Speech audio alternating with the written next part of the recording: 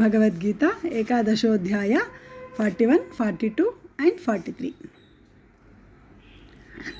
सखेति मत्वा प्रसभं यदुक्तं हे कृष्ण हे यादव हे सखेति अजानता महिमानन्तवेदं मया प्रमादात् प्रणयेन वापि सखेति मत्वा प्रसभं यदुक्तं हे कृष्ण हे यादव हे सखेति अजानता महिमानन्तवेदं मया प्रमादात् प्रणयेन वापि यच्छाव हासार्थमसत्कृतोऽसि विहारशय्यासनभोजनेषु एकोऽथ वाप्यच्युत तत्समक्षं तत्क्षामये त्वामहमप्रमेयम् यच्चावहासार्थमसत्कृतोऽसि विहारशय्यासनभोजनेषु एकोऽथवाप्यच्युत तत्समक्षं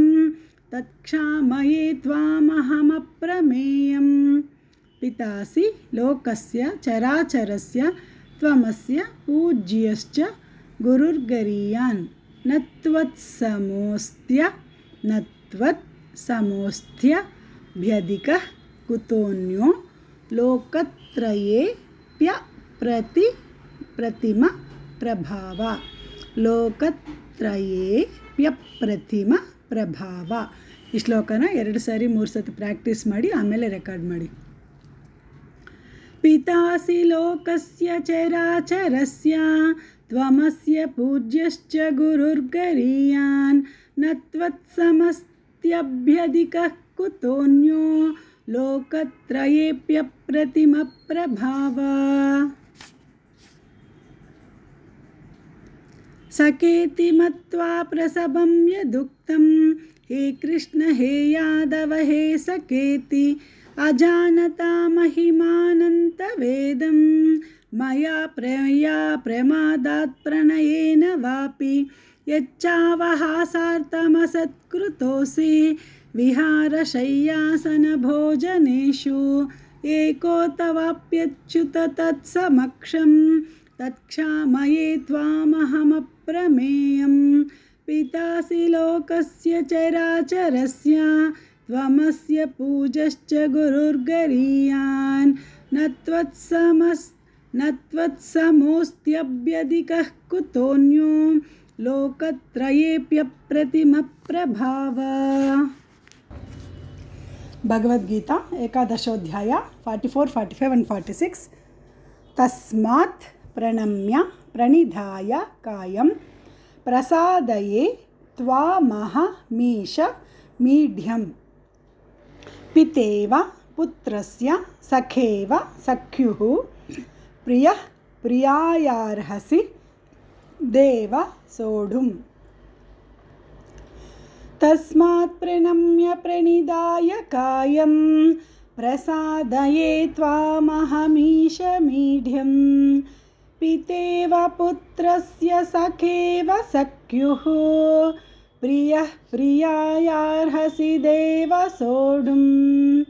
अदृष्टपूर्वं हृषितोऽस्मि दृष्ट्वा भयेन च प्रव्यथितं मनो मे तदेव मे दर्शय देवरूपं प्रसीद देवेश जगन्निवास.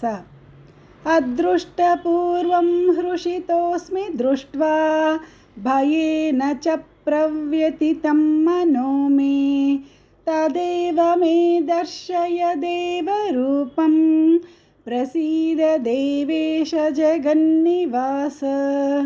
किरीटिनं गदिनं चक्रहस्तम् इच्छामि त्वां द्रष्टुमहं तथैव तेनैव रूपेण चतुर्भुजेन सहस्रबाहो भव विश्वमूर्ते. किरीटिनं गदिनं चक्रहस्तम् इच्छामि त्वां द्रष्टुमहं तथैव तेनैव रूपेण चतुर्भुजेन सहस्रबाहो भव विश्वमूर्ते.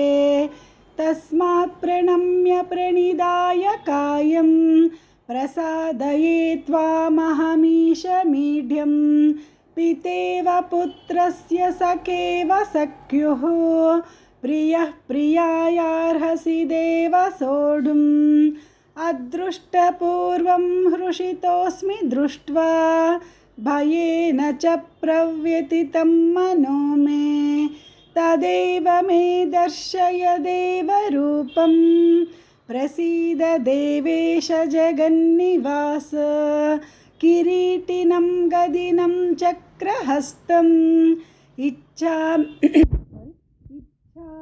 त्वां द्रष्टुमहं